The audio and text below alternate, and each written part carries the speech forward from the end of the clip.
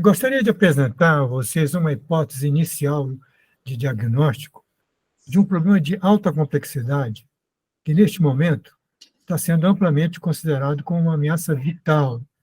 E, com base nesse diagnóstico, eu gostaria de avançar as grandes linhas de uma proposta de solução. O tema é o surto de violência fatal que está tendo por alvo crianças em escolas e creches. As respostas a esse surto de violência têm sido ou parcialmente, deliberadamente politizados, ou ambas as coisas. Primeiro, o atual governo, especial o Ministério da Justiça, incorporou essa ameaça como um dos alvos do que eu chamaria de sua cruzada de criminalização generalizada da comunicação via internet, que não agrade ao governo. Além disso, governos e prefeituras reagem sem nenhuma base científica e sem estudos sobre o impacto eventual de políticas públicas. E, de uma maneira, respostas claramente demagógicas. Chama a polícia. Então, Santa Catarina põe policiais armados nas escolas. Contrata especialistas. Só em São Paulo seriam 550 psicólogos, 1.000 seguranças privados e por aí afora. E, por fim, também aparecem especialistas que dizem mais ou menos o óbvio. O amor é melhor do que o ódio. Os pais devem entender melhor seus filhos. Precisa fazer rodas de conversa e coisas que vão por aí. O meu pressuposto é que não é possível definir uma solução para enfrentar esse problema sem um conhecimento concreto das duas instituições, de um lado as escolas e creches, em que este tipo de violência ocorre, e de outro as famílias, nas quais se cria e se forma essa pessoa que é incapaz de conter seus sustos de violência letal. Então, esses seriam os dois cenários onde se desdobram esses surtos, cujos efeitos pretendemos evitar, mitigar ou, pelo menos, dar suporte às suas vítimas. As escolas e as famílias com seus territórios respectivos. Territórios aqui, eu estou tomando de empréstimo um conceito de George Broyd, um dos colegas que colaboraram na fase anterior da primeira via. Então, nas escolas, nós temos os autores, de um lado, um staff complexo, que inclui professores, administrativos, de segurança, vizinhos, etc., e, de outro, uma clientela, né, de alunos, pais, familiares, cuidadores, vizinhos, etc. Né? Nas famílias, os atores são, de um lado, pais, cuidadores, familiares, vizinhos, mas também agentes institucionais, seja agentes das escolas ou agentes policiais e tutelares, entre outros, que, de alguma forma, também intervêm dentro das famílias. Acontece que faltam, a maioria de escolas e a muitas famílias e seus respectivos atores, as condições intelectuais e mentais para identificar e conter os impulsos de violência letal de seus filhos. Assim sendo, é necessário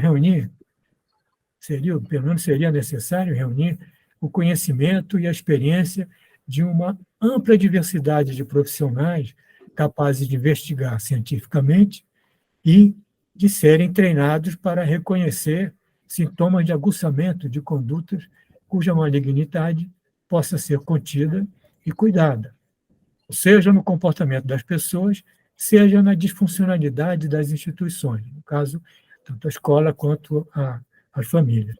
Então, eu penso que só uma agência externa, de preferência privada, poderia reunir recursos multiprofissionais e administrativos para cumprir esse papel, né, de saber de onde vem a ameaça e tentar saber como conter essa ameaça, né, cumprindo, então, um papel em um número determinado de escolas. Por exemplo,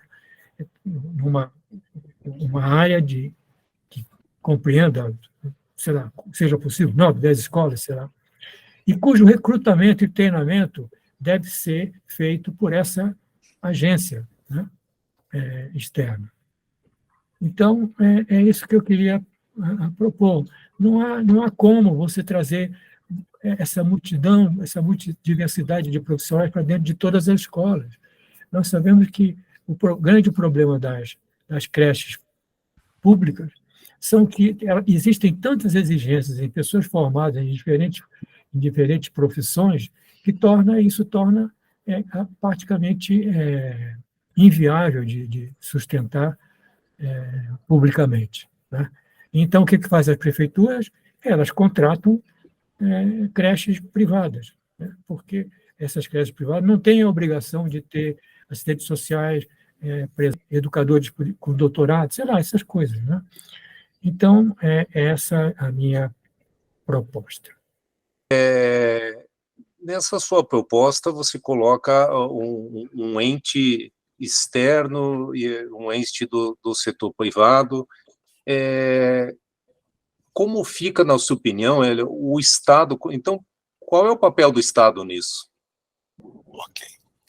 Eu acho essa ideia muito interessante. Se eu entendi direito, o que o Guilhom está propondo é que haja uma instituição, uma entidade, pode até ser uma empresa especializada na prestação desse serviço, que é informar a comunidade de professores, de famílias, reunidas na escola ou num sistema de um grupo de escolas, mas informá-las e dotá-las de alguns instrumentos, de algum conhecimento para preventivamente começar a identificar os comportamentos que, se não forem observados e corrigidos, podem desembocar nesse tipo de tragédia que a gente tem visto ultimamente. Eu acho que é mais ou menos isso o que o Guilhom propôs.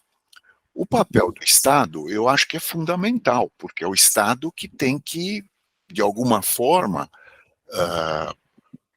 induzir ou talvez obrigar as comunidades a fazerem isso. Isso me levanta uma questão que é a questão que nós estamos discutindo nessa série de eventos que a gente promove aqui.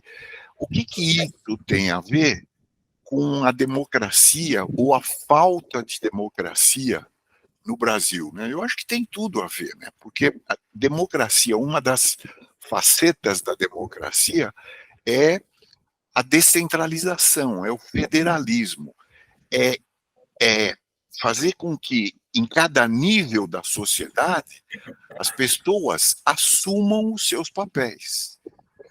E isso a gente não tem no Brasil. Quer dizer, quem é que é responsável pelo funcionamento das escolas? É o Estado ou é a prefeitura. A participação das famílias e das comunidades é mínima, né? Salvo casos isolados em que um diretor mais esclarecido promove essa participação.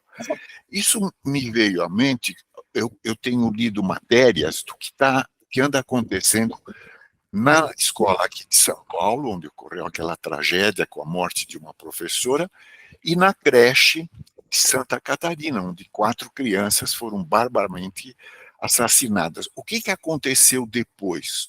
Uma mobilização dos professores, das famílias, das próprias vítimas, das famílias dos outros alunos e da vizinhança, uma mobilização para tentar remediar aquilo lá e tentar curar aquela ferida.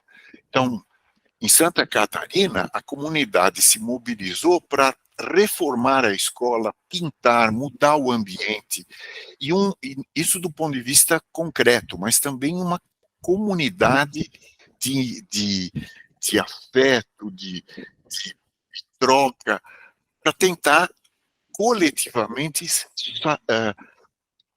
superar essa situação. E uma coisa parecida também aconteceu na escola aqui de São Paulo, com a morte da professora. A mobilidade em torno a comunidade em torno da escola se mobilizando para tentar curar essa ferida.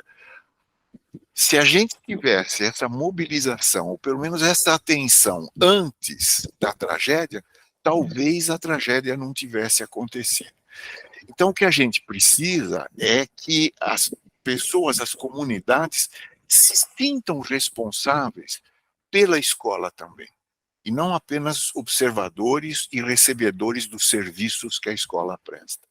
Você falou duas perguntas, e talvez a Teca possa nos ajudar. Duas questões. Primeira, a questão da família, né? Você citou várias vezes aí. Família pressupõe o pai ensinando respeito, ensinando limites, a mãe ensinando o amor, né? Bem simples aí do que representa a família. Nós não temos uma falta de respeito, uma falta de hierarquia e etc. nessa sociedade de hoje. Isso parece muito claro, né? Duas perguntas para a Teca. A militarização das escolas não resolveria isso, né? Porque a hierarquia militar está baseada no respeito. Segundo ponto é que você fala em democracia e o papel do Estado. Mas quando um Estado se arvora e polariza e pega a violência, seja do lado direito, seja do lado esquerdo, mas o Estado, há anos, o Estado brasileiro faz questão de não pegar a sensatez, o centro, a conciliação, tanto é que nós não conseguimos mais eleger candidatos ou de centro, ou é de direita, ou é de esquerda.